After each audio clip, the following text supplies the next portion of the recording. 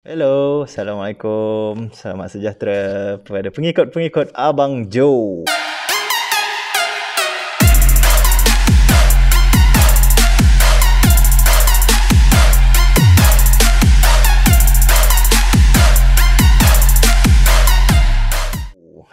Korang apa khabar? Sehat tak? Dah lebih seminggu dah kita RMO lockdown kan. Harap mental korang okey lah. Hari ni Abang Joe tukar baju. Dah tak pakai baju hitam lah. Jangan korang tanya pula sebab apa. Sebab baju tu tertinggal kat office. Tak boleh nak pergi office. Walaupun ada yang tanya, Abang Joe pakai penutup muka sebab COVID boleh tersebar online lah. Ada aku tampar korang buat lawak benda pelik-pelik ni. So hari ni Abang Joe ingat, Abang Joe nak ulas sikit lah pasal teknik melabur saham. Actually ada dua teknik. So nanti Abang Joe akan huraikan macam biasalah dengan slide sekali bagi korang senang faham. Alright? Stay tune. Okay, jadi strategi melabur saham. Kita ada dua cara tau. Iaitu analisis fundamental dan juga analisis technical. So channel ni actually tim Abang Joe, dia orang punya kepakaran adalah fundamental analysis. Tapi since ramai yang request nak tahu juga sebersikit tentang technical analysis, so hari ni kita akan sentuh technical analysis dululah. Sebab fundamental ni kita akan go through nanti episod-episod yang lain, okay? Okay, so analisis fundamental ni secara umumnya ialah analisis berpandukan kekuatan syarikat tu.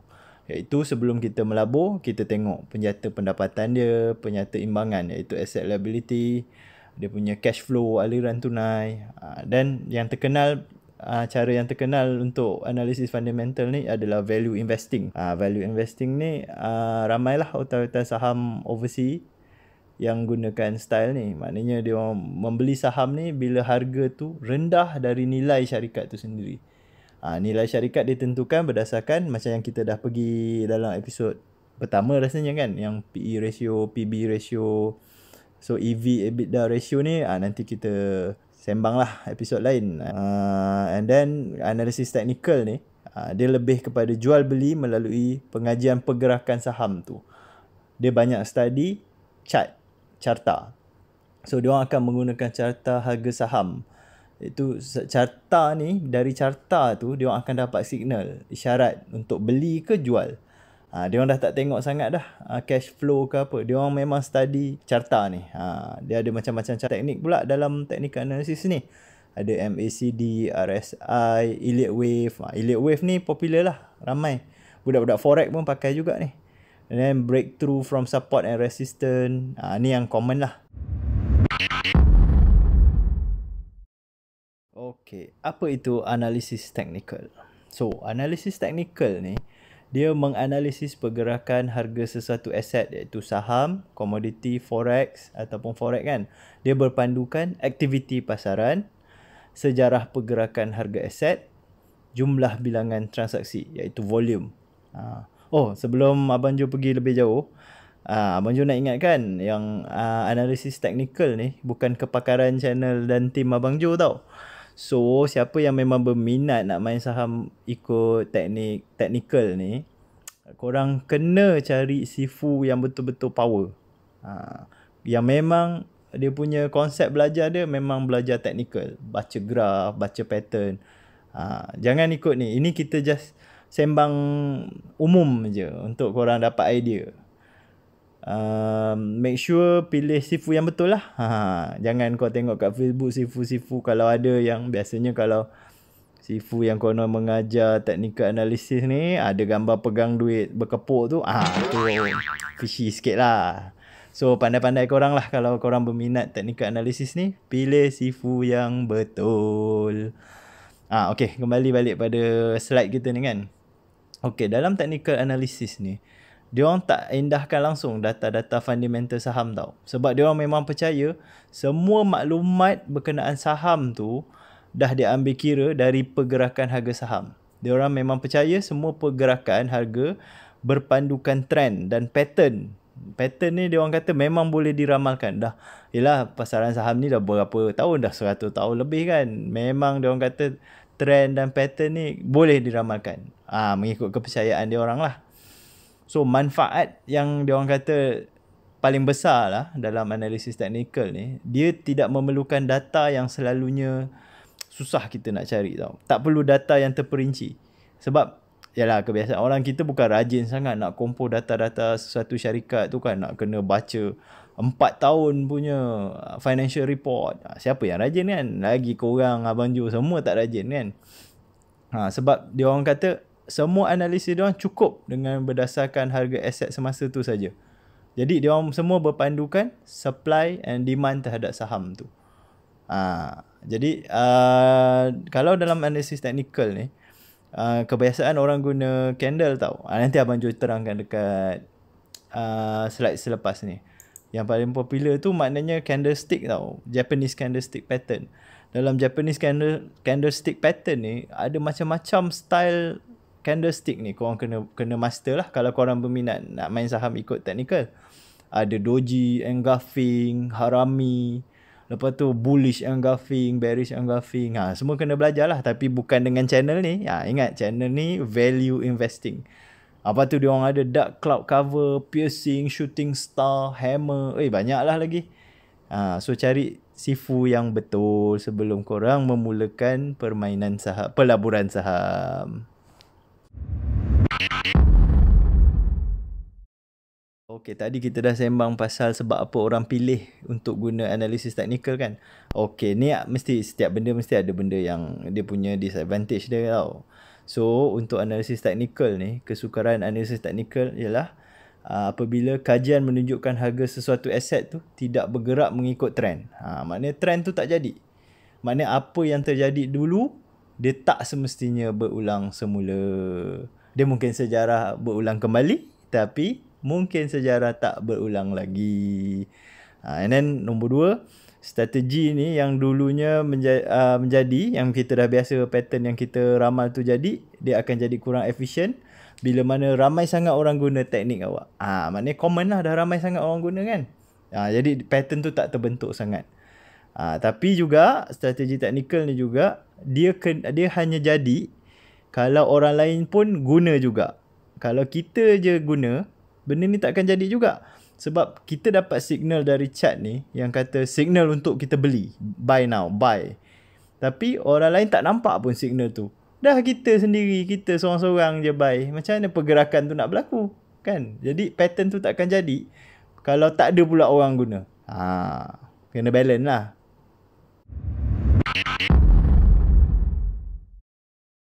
Okey, tadi kan Abang Jo dah cakap kan, analisis teknikal ni semua berdasarkan carta sahaja. So, kat sini Abang Jo letak jenis-jenis carta. So, yang selalulah 4 ni lah yang common. Bar chart, line chart, candlestick. Candlestick yang tadi tu lah, Japanese candlestick yang Abang Jo cakap kan. And then point and figure. Okey, tapi dalam 4 ni, candlestick lah paling ramai orang pakai. Sebab dalam candlestick ni, dia paling banyak maklumat ada dalam candlestick ni. Dia punya maklumat tu dah terkumpul dalam this chart. Tapi memang kena master dululah. Tapi Abang Jo cakap secara umum lah kan. Kan kita tengok dalam candle chart ni ada hijau, ada merah. So maknanya hijau tu naik lah, merah tu turun. Macam tu lah. Tapi macam biasa, korang kena belajar betul-betul kalau pilih untuk main technical. So, walaupun bentuk dia berlain-lain, tapi konsep pada asas carta ni semua sama. Semua maklumat yang sama lah kita boleh. Cuma ikut suka orang tu lah. Jadi dalam chart ni kita boleh tengok downtrend. Tapi downtrend ni sebenarnya kalau korang baru nak start melabur, nak start main untuk market Malaysia saja, bursa, tak perlu sangatlah downtrend ni. Sebab kita cuma nak tahu bila nak cut loss ikut downtrend ni. Sebab kat Malaysia ni tak boleh short selling. Jadi yang kita nak tengok ni uptrend ni. Uptrend ni sebab apa penting dia? Bila kita dah tengok trend tu tengah meningkat, time ni lah kita beli sebab saham tu akan naik. So uptrend tu penting untuk korang yang main pasaran saham Malaysia. And then satu lagi, consolidation ni maknanya saham tu tak bergerak. Saham tu bergerak lah, tapi tak naik sangat, tak turun sangat. Dia dalam range tu je, dia plateau lah. Nampak tu kalau contoh ni pun dia hijau, dia merah. Dia merah sikit, hijau balik. Merah, hijau. So takkan ada pergerakan yang besar. So dia maintain aja.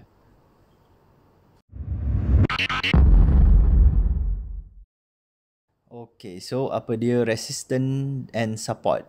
Term ni paling popular tau dalam technical analysis. Sebab kajian menunjukkan petunjuk technical analysis yang paling berkesan adalah breakout dan resistance dan support. Okay, so apa dia breakout dan resistance ni? Jadi harga di mana satu saham itu akan berhenti dan menukar arah trend. Sama ada trend tu jadi trend uptrend ataupun downtrend. So dia akan menjadi lantai or ceiling bagi sesuatu saham. Faham tak? Maknanya jadi harga paling bawah tau. Lantai tu yang paling bawah lah. Ceiling tu pucuk lah orang kata. Kalau bahasa Melayu tu.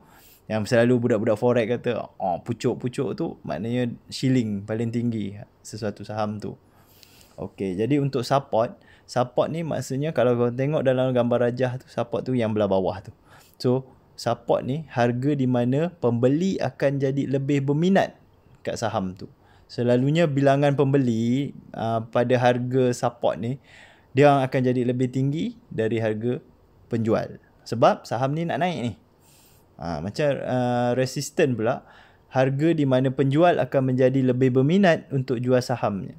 Selalu time ni bilangan penjual pada harga ni adalah lebih tinggi dari jumlah pembeli. Sebab orang dia dah lepas resistant tu, maknanya orang nak jual lah, nak ambil profit lah. Alright, so breakout uptrend ni. Breakout uptrend, dia ni bila mana harga saham tutup lebih tinggi dari harga resistant. Kebarangkalian uptrend adalah tinggi. Maknanya dia lepas daripada breakout uptrend ni, dah nak tahulah harga nak naik lah. Maknanya harga saham tu dah nak naik. Bahasa muda dia, dah nak meroket dah tu, dah nak meroket. So kalau breakout downtrend pula, bila mana harga saham tutup lebih rendah dari harga support. So kebarangkalian downtrend adalah tinggi. Time-time macam ni, siapa yang main technical analysis ni, dia orang dah tahu, it's time to sell lah. Cut loss sebelum merebak jadi harga dia orang rugi teruk. Time ni semua keluar, semua jual.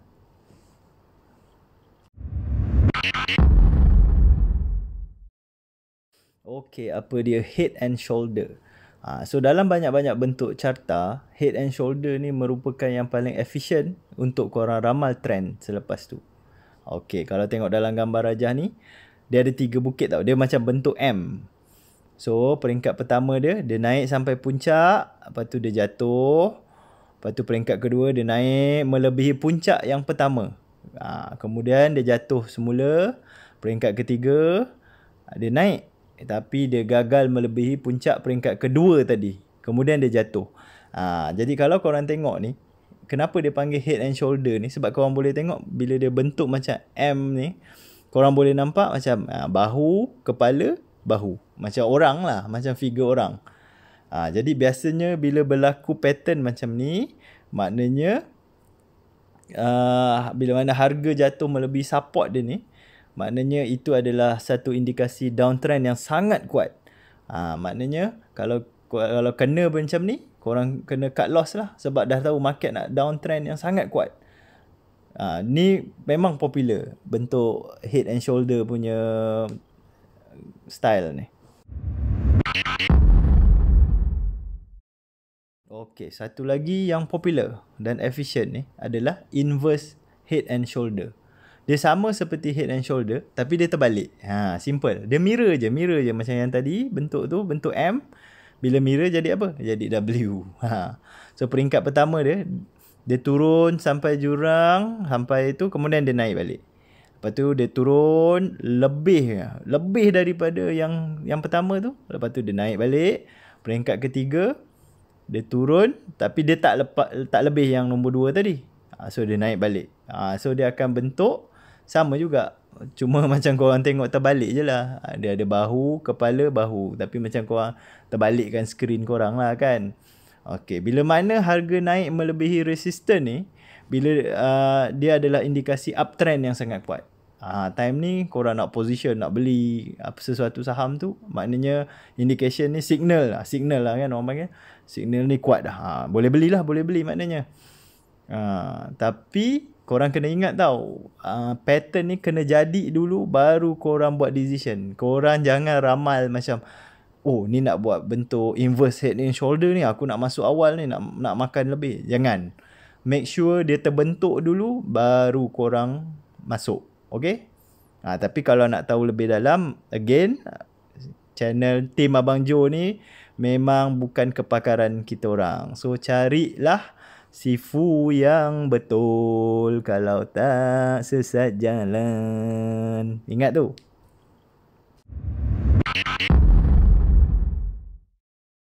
Alright, so korang dah tengok tadi slide, Abang Jo pun dah cerita lebih kurang lah. So kesimpulan yang kita boleh dapat daripada episod kali ni, maknanya kalau kita melabur saham menggunakan technical analysis, dia punya kesimpulan dia adalah sebab kebanyakan pelabur saham di Malaysia ni, dia orang suka technical analysis tau. Sebab dia orang fikir senang. Tapi sebenarnya tak senang. Mana ada benda nak senang. Nak beli roti pun susah sekarang, tahu tak? So, ramai yang kecundang sebab gagal melakukan dengan disiplin yang baik kalau guna technical analysis ni. Sebab apa? Sebab dia memerlukan kita cut loss tu very strict. Korang kena disiplin. Tak ada fikir-fikir banyak. Maknanya bila signal tu nampak is going to be down tu, maknanya korang kena potong. Cut loss terus. Tak payah nak fikir-fikir, tak payah nak letak emosi, sayang lah apalah, tak ada. Potong. Dan setiap analisis pula, dia kena ada banyak signal tau. Korang tak boleh tengok 1-2 signal pattern, korang dah kata, dah boleh hentam lah, dah boleh shopping. Tak. Korang kena analisis banyak signal untuk make sure trend yang korang decide tu, yang korang ingat trend up down ke, trend menurun ke, betul. So signal tu kena banyak. And then sebab ramai yang guna 1-2 signal je, tak boleh. Benda ni tak boleh. Memang kena banyak signal. Macam kat Malaysia ni, bila bursa ni, teknik analisis ni selalu jadi bila bullish, bull market. Tapi bila merudum macam sekarang ni, kadang-kadang ramai tak dapat nak ikut technical analysis dengan tepat. So, satu lagi sebelum lupa. Technical analysis ni hanya akan jadi pada saham-saham yang mempunyai volume yang tinggi. Ingat tu. Kalau saham-saham yang kecil-kecil anak tu, biasanya tak betul. Takkan jadi trend kalau korang analyse ikut technical. Ingat saham yang mempunyai volume yang tinggi. Alright. So, jumpa lagi di episod seterusnya. Harapnya Abang Jo dengan tim rajinlah nak buat video. Time-time COVID ni duduk rumah kan, memang layan Netflix je lah lagi. Alright, jumpa lagi. Assalamualaikum.